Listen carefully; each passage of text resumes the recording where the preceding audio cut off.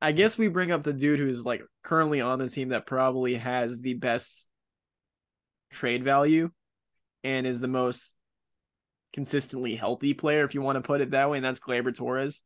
Um, I'll give Gleyber credit; he's rarely like injured or hurt or anything.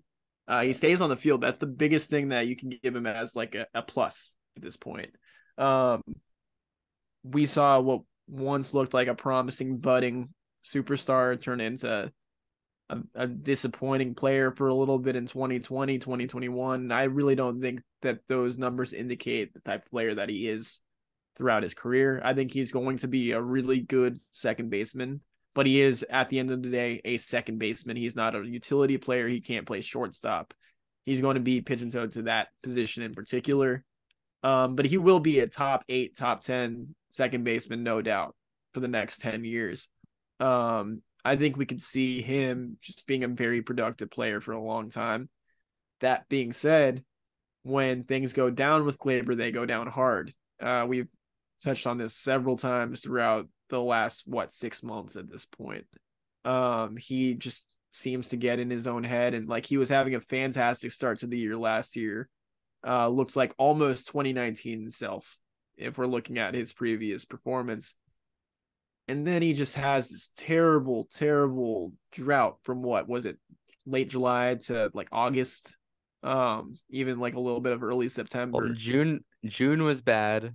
Yeah, March and April were okay. He had a terrible first 3 weeks. Great end of April into May. Bad June. Really good July. Terrible August. Great September. yeah. So that's just so tumultuous and up and down that it gets exhausting trying to keep up. And his numbers did end up bottoming out at what 761 OPS. Um, it's a solid season, but if you look at the lows, they're so low. And that low impacted the way the entire team performed. Like that was a time when they could have used one player to step up beyond just Aaron Judge, because Aaron Judge was carrying this team that entire string. And it almost felt like Gleyber was feeding into the pain that the Yankees were going through in terms of trying to win games. He looked uncomfortable in the field. He gets down on himself at the plate. I think they're at the point where they're yet to have any kind of extension talks with him, and he knows that there are two prospects that are arguably like better players than him, potentially like waiting in the wings, and they're not even waiting in the wings anymore. They're ready to go. Um, I I just don't see a long term spot for him. I think that they need to trade him now if they're going to do it. I mean, they could do it mid-season, but it's like you have to bring up Volpe and you have to have Peraza on the team at the same time. It would suck to send down Peraza at the expense of bringing Volpe up, or like vice versa. Um, both of those guys at this rate have earned spots, and we'll get to them later because we can discuss them in depth. But that's the conundrum with Gleyber is he's a really good player, but he also is the one that seems most likely to not be on this team ultimately. Yeah, and like you said, Glaber is valuable in the scale that he can give, just in the number of games that he can play and be solid. But the problem is that we want the players who play our games to be really good. And Glaber plays a lot of games, but he gives so many bad games that I'd almost prefer a prospect come up, or I prefer that he were hurt in the time that he's that bad. And that's really unfair to Glaber because he has all-star level potential as a second baseman, granted. But like he was really good. I mean, he was in a rookie of the year race, really close with Miguel Andujar and Shohei Ohtani, who both of them had pretty solid years. Like there was a decent chance of Glaber getting that rookie of the year, and he was kind of penalized by coming up 3, 4 weeks into the season. Um, his 2019 year was great. I mean, and in the playoffs, even he was pretty solid. Down the stretch in September, he was really good. It was really Glaber and Judge who were our two best hitters in September. Um, that was it was really huge.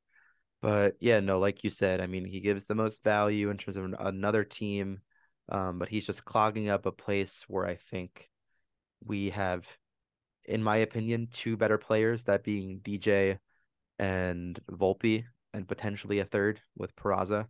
Yeah. And then we have IKF needing to be on the roster in some variety or not, or IKF has to go, or Yeah. Donaldson who's clogging up third base.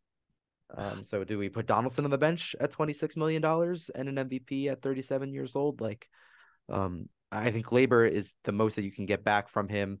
Gleyber is not going to like any sort of competition, any threat to his second base time. He's not going to play short. You have 3 shortstops and another second baseman, all of whom on a backup day are going to be wanting to play second base. So yeah, I think Gleyber is the option to go. But it's unfortunate because if Donaldson weren't on this team, I would fight to keep Gleyber. Yeah, no, I mean that's all it is. It's just, there's one too many infielders. It all comes down to that. And then also the shitty thing for him, which is great for us, is that Oswaldo Cabrera has emerged as such a versatile tool that you kind of like if you compare the personalities and just like the way that they act on the field and like some of the tools, like you wish that Gleyber had a little bit more versatility because then maybe it makes the argument a little bit more difficult, like which one would we prefer to trade. But like we've talked about this earlier in the outfielders episode, Cabrera has like cemented himself as part of this team, and I just don't see that same love for Gleyber that the Yankees were shedding out to Cabrera just a few days ago.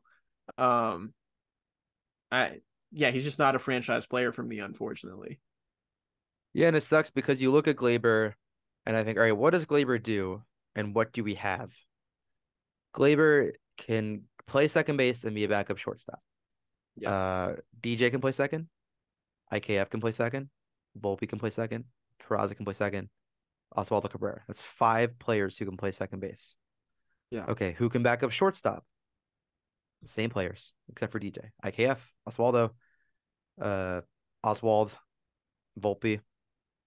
Okay, who can give you 140 games played? Probably wait, Volpe, yeah, DJ, Cabrera. Like, who can give you 140 games played with a 257 average and a 400 slugging? That's probably Cabrera, DJ, like that combination of them. So yeah. take IKF off that list. There you go. That crosses him out at Mm-hmm. 400 slugging. But um, Gleyber just doesn't give you something different, and I think he's the most expendable. I think honestly, the Yankees are in a fortunate position that Gleyber is the player that can be dealt with because he's coming in arbitration, someone who has all-star level potential. They can get a decent amount out of him, even though they're trading from the surplus. And another team can take a steal of a player, someone who I really loved his time on the Yankees. I'm hoping this is, I mean, part of me is kind of hoping this is a eulogy for Gleyber and that he is traded by opening day. Yeah, Um, I'd hate to see him go, but I'd love to see him go at the same time. It's unfortunate. And Fangraphs has him in as the leadoff hitter right now, that's not playing happening. I don't second. think Fangraphs has watched the Yankees game. Yeah. One also like he another element to this is like he only stole 10 bags last season and they were stealing a lot as a team. Um And if he's speed's not reckless on the bases too. yeah, he's reckless on the bases and he's not even fast. So that's like another thing to not be excited about. Um Reckless without speed is not a fun combination whatsoever.